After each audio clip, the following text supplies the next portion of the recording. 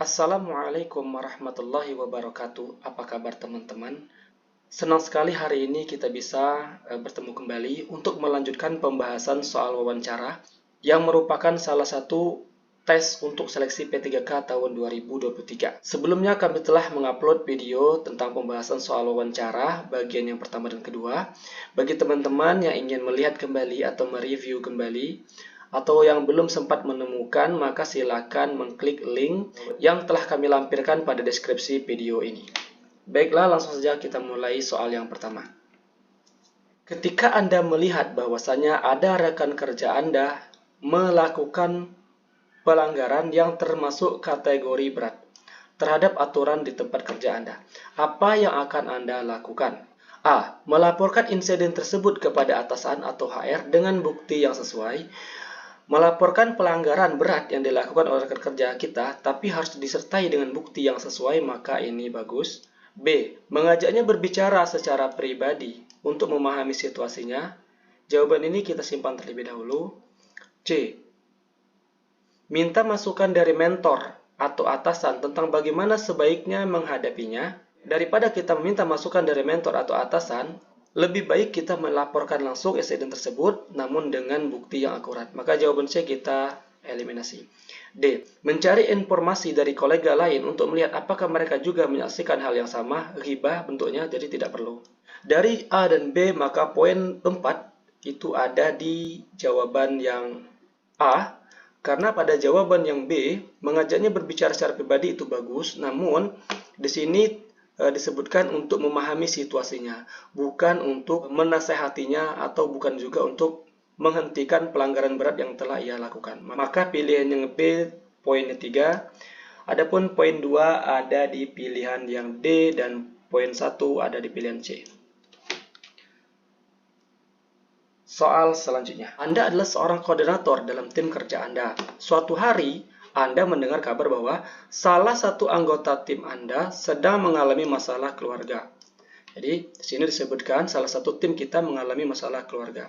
Bagaimana Anda mendukungnya dalam situasi kerja?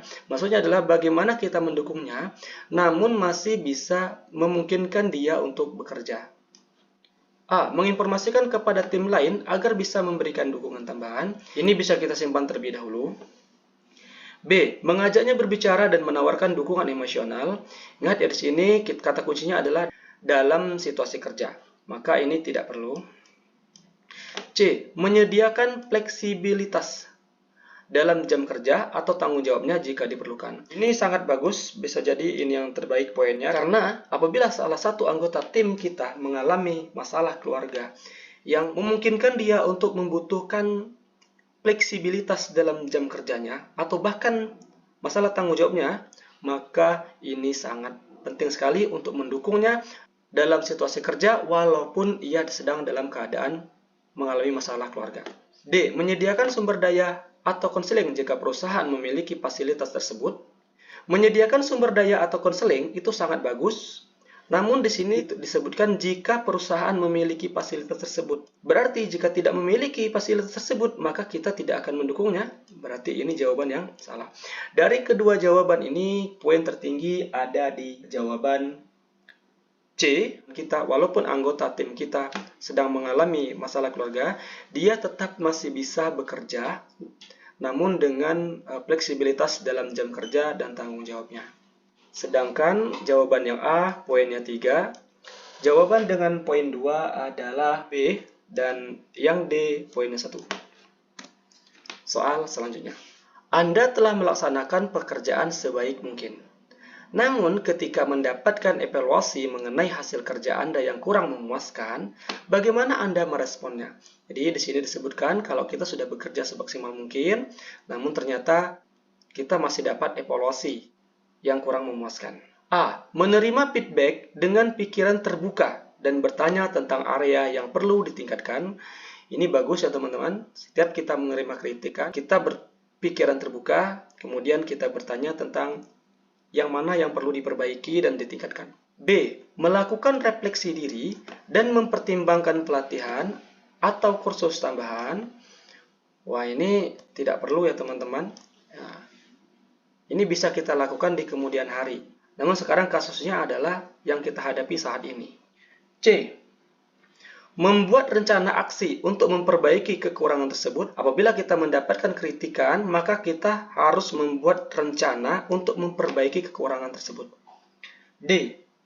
Meminta saran dan masukan dari rekan kerja tentang bagaimana meningkatkan kualitas. Ini juga sebenarnya bagus, namun di sini kita harus tahu dulu area mana yang perlu kita perbaiki. Maka jawaban ini kita tidak pilih.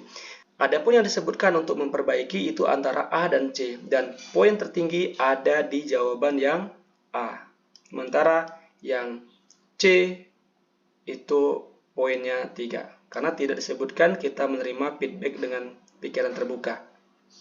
Sementara yang D, meminta saran, itu poinnya 2, dan yang B poinnya 1.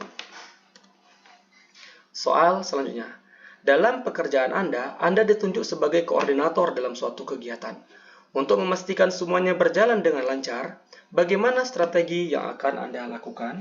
A. Menjalin komunikasi yang baik dengan semua pihak yang terlibat. Ini sebenarnya bagus, namun di sini kita fokus ke dalam suatu kegiatan, berarti kita harus memastikan strategi agar kegiatan tersebut lancar. Jadi ini tidak akan kita pilih, karena hubungannya dengan kegiatan.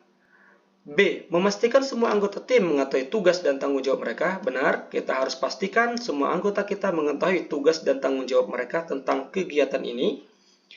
C.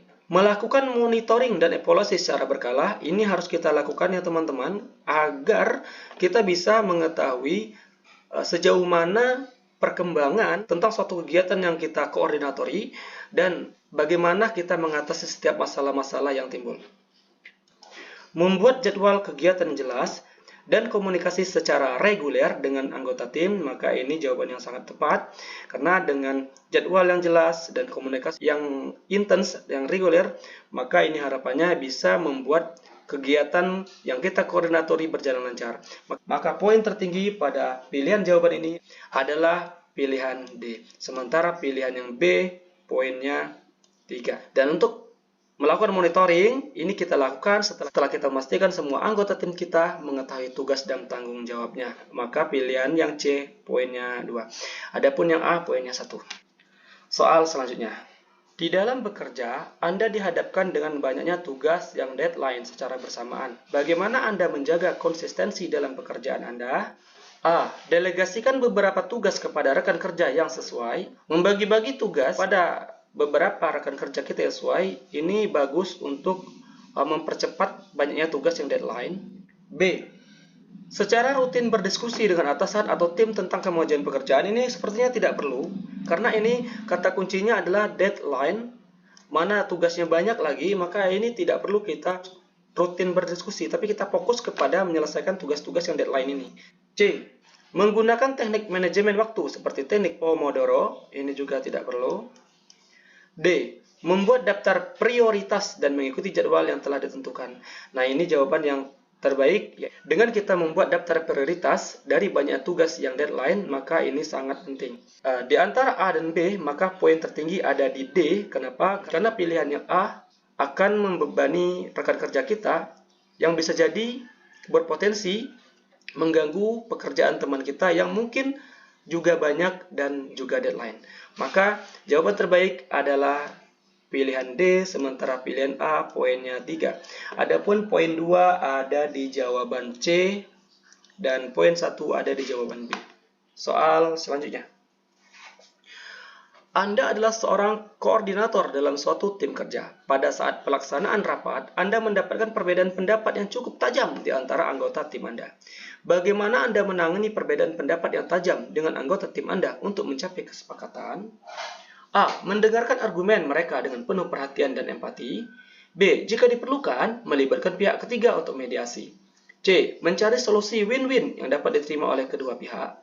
D. Mengajukan pendapat saya dengan data atau bukti yang mendukung. Silakan teman-teman untuk menentukan pilihan yang menurut teman-teman memiliki poin tertinggi. Kemudian silakan tuliskan jawaban teman-teman di komentar dan kita akan bahas di pertemuan selanjutnya. Demikianlah untuk pembahasan kali ini. Jangan lupa subscribe dan Assalamualaikum warahmatullahi wabarakatuh.